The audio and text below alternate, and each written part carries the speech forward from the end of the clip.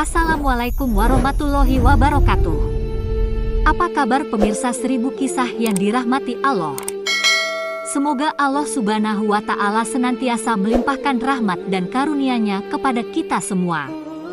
Amin ya Rabbal Alamin. Pada kesempatan kali ini, 1000 kisah akan membagikan sebuah kisah yang menarik dan penuh hikmah, yaitu tentang kisah seorang kiai besar, ulama ternama, Kiai Haji Ali Yahya Lasem, dan seorang wanita penghibur yang mencoba menggodanya dan tiba-tiba menjadi bunyai, sebutan istri seorang kiai. Kisah ini sudah masyhur di kalangan para kiai dan ulama karena sering disampaikan dalam dakwah dan ceramah mereka. Lalu seperti apa kisah selengkapnya? Tonton terus video ini sampai selesai supaya tidak salah pemahaman.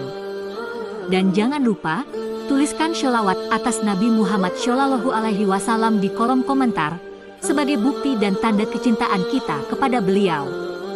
Allahumma sholli ala Sayyidina Muhammad wa ala ali Sayyidina Muhammad. Pada waktu itu, Kiai Haji Ali Yahya Lasem terkenal sebagai seorang kiai muda yang tampan, berbadan tegap dan atletis. Itu karena jika sarung, sorban, dan kopiah yang dipakainya dibuka, maka wajah dan perawakannya mirip seperti orang bule Eropa, Amerika, atau Australia. Jadi tak heran kalau banyak wanita terpesona kepadanya. Pada suatu hari, beliau ada undangan mengisi pengajian di daerah Jepara. Dan saat di perjalanan, ceritanya mobil yang beliau tumpangi berhenti di sebuah lampu merah.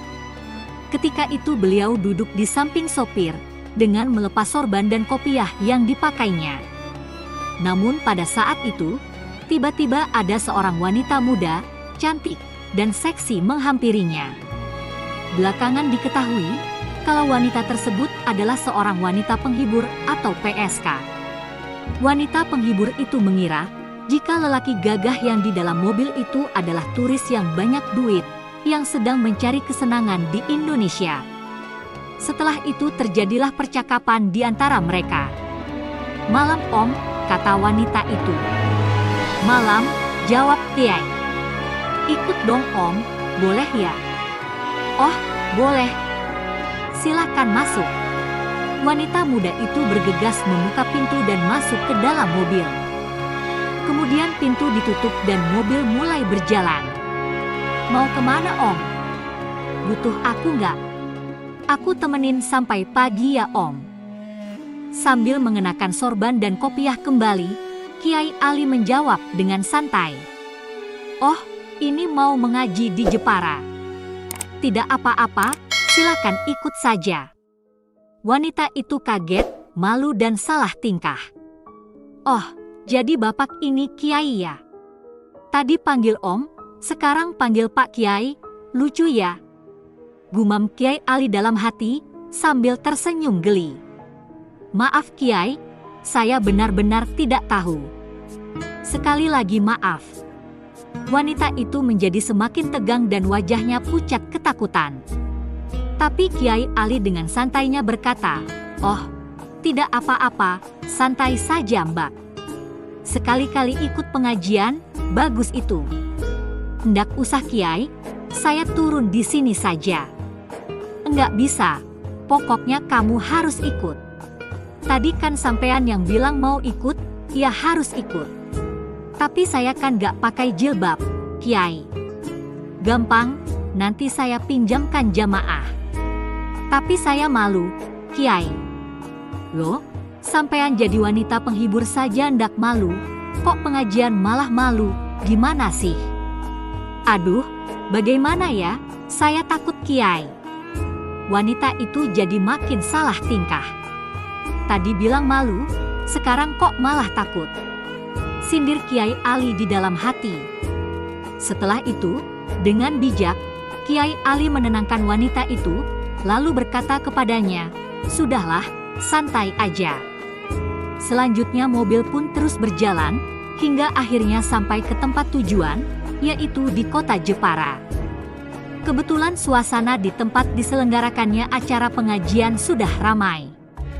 Para jamaah baik laki-laki maupun perempuan sudah memadati tempat diselenggarakannya acara. Melihat kedatangan Kiai Ali, gegap gempita jamaah dan para panitia pun pecah. Namun begitu turun dari mobil, Kiai Ali tidak langsung menuju tempat yang sudah disiapkan, tapi malah langsung menghampiri jamaah ibu-ibu. "Maaf Bu, bisa pinjam jilbabnya? Ini loh, Bu Nyai tadi lupa bawa jilbab." Bu Nyai adalah panggilan kehormatan kepada istri seorang kiai. Dengan sedikit kebingungan, sang ibu menjawab dengan tergesa-gesa, "Oh iya Pak Kiai, sebentar akan saya ambilkan." Dalam hatinya, ibu itu berkata, "Masa iya sih, istri Kiai lupa berjilbab?" Si ibu itu kemudian bergegas pergi, dan tak lama kemudian ia kembali dengan membawa jilbab. Kemudian jilbab itu diserahkan kepada Kiai Ali dan langsung disodorkan ke dalam mobil. Di dalam mobil, wanita yang bersama Kiai Ali itu kemudian memakainya. Dan setelah rapi, dengan pikiran yang tidak karuan, wanita itu pun turun dari mobil. Namun, apa yang terjadi ketika itu? Ternyata, Masya Allah, wanita yang sebenarnya adalah seorang wanita penghibur, langsung diserbu jamaah wanita untuk mencium tangannya. Mereka sudah biasa melakukan itu kepada semua bunyai yang mereka jumpai, untuk ngalap berkah katanya. Mendapati sambutan kehormatan seperti itu, wanita yang kini disulap jadi bunyai itu langsung berwajah pucat. Dia tidak percaya dengan semua itu. Selanjutnya, ia pun dipersilakan masuk, dijamu, dan dilayani bagaikan seorang ratu. Ada perasaan haru campur malu menyelinap di dalam hatinya. Sementara itu, acara pengajian pun kemudian digelar dengan seksama. Dan Kiai Ali yang menjadi pembicaranya, mulai menyampaikan ceramahnya. Meskipun materi ceramahnya ringan, tapi makna yang terkandung sangat dalam. Selanjutnya, setelah acara pengajian selesai, wanita yang jadi bunyai dadakan itu dipersilakan menikmati jamuan yang telah disediakan panitia. Banyak aneka rupa makanan yang tersaji, mulai dari makanan ringan, buah-buahan dan berbagai minuman. Termasuk juga makanan berat, nasi dengan aneka macam lauk pauknya. Tapi sebelum mulai makan, jamaah ibu-ibu mohon didoakan keberkahan dari bunyai dadakan tersebut.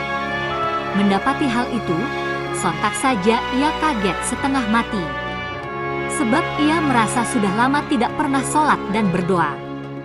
Bahkan ia sudah lupa doa-doa yang dulu pernah dihafalnya sewaktu ngaji di kampung. Untungnya, ia masih ingat satu doa yang jadi favoritnya, doa sapu jagat. Dengan perasaan haru dan gemetar ia pun membacakan doa itu. Robbana atina fid dunya hasanah, wa fil akhirati hasanah wa qina adzabannar. Amin. Bukan hanya meminta didoakan, saat mau pulang pun, jamaah ibu-ibu itu juga bergantian cium tangan wanita tersebut. Bahkan ia kemudian juga diantar dengan hormat sampai masuk ke dalam mobil. Selama dalam perjalanan pulang, wanita penghibur itu menangis terisak-isak. Kiai Ali dan sopirnya sengaja membiarkan wanita itu menangis sampai reda. Setelah suasana agak tenang, Kiai Ali berkata, "Apakah sampean tidak melihat dan berpikir tentang bagaimana orang-orang tadi memperlakukanmu, menghormatimu, mengerumunimu, mengantarkanmu, dan rela juga mereka antri hanya untuk dapat mencium tanganmu satu demi satu. Bahkan mereka minta berkah doa darimu, yang padahal kamu tahu sendiri kamu itu siapa." Mendengar ucapan itu, wanita tersebut kembali menangis sejadi-jadinya. Sebab ia merasa hina, merasa tidak pantas dengan semua itu. Mengingat dosa-dosa yang telah ia lakukan selama ini begitu banyak. Tapi Allah malah menutupi aibnya, dan bahkan Allah seperti sangat menyayanginya dengan mengangkat derajatnya di hadapan ibu-ibu tadi. Kemudian Kiai Ali memberikan nasihat kepada wanita itu.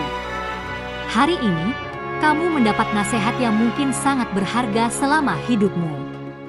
Untuk itu, segeralah bertaubat dan mohon ampun kepada Allah, jangan sampai nyawamu dicabut sebelum kamu bertaubat. Mendengar nasihat Kiai Ali, tangis wanita itu kian deras. Akan tetapi, Kiai Ali tetap membiarkannya. Setelah beberapa saat, sambil masih terisak, wanita itu kemudian berkata, "Terima kasih Kiai atas nasihatnya.